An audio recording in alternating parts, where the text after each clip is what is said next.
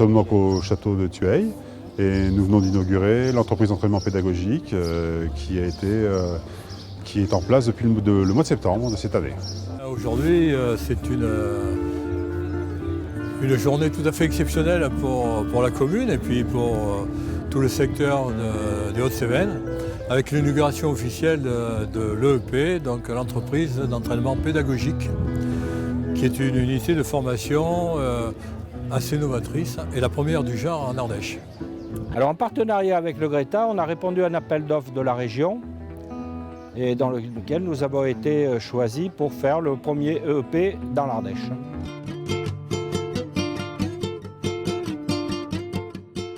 Aujourd'hui, nous avons eu la chance d'avoir beaucoup de monde à cette inauguration.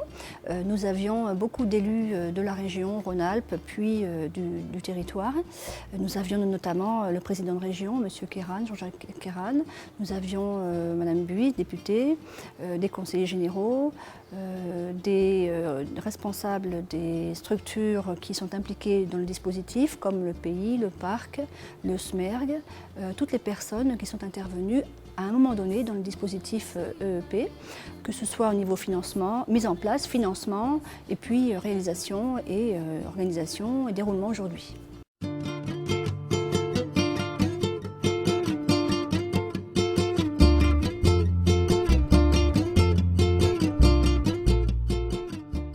L'EEP consiste à mettre des jeunes en situation d'entreprise. De façon, ils font toutes les évolutions d'une entreprise. Ça va de la comptabilité, ça va préparer un projet, d'avoir un projet. L'objectif, il est clair, il est de former les demandeurs d'emploi pour qu'ils puissent enfin arriver sur le marché du travail avec les compétences qui correspondent à celles qui sont attendues par les professionnels du tourisme en priorité, mais également d'autres chefs d'entreprise éventuellement. Et c'est vrai que sur le coup, le projet qui s'est installé ici, grâce à Sabine Buis, puisque sa volonté a permis que cette entreprise d'entraînement pédagogique liée directement au projet Chauvet ne s'installe pas à Vallon-Pont d'Arc comme c'est la facilité ou l'habitude, ou en disant que le projet finalement il est sur le territoire de Vallon et que tout doit retomber sur Vallon.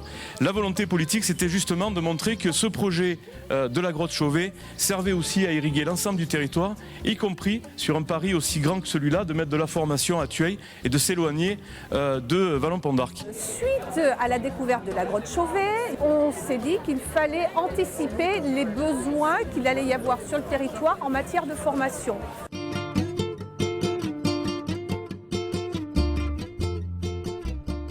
Toutes les structures se sont réunies de façon à essayer de fournir une gratuité de déplacement aux jeunes qui allaient venir faire les formations.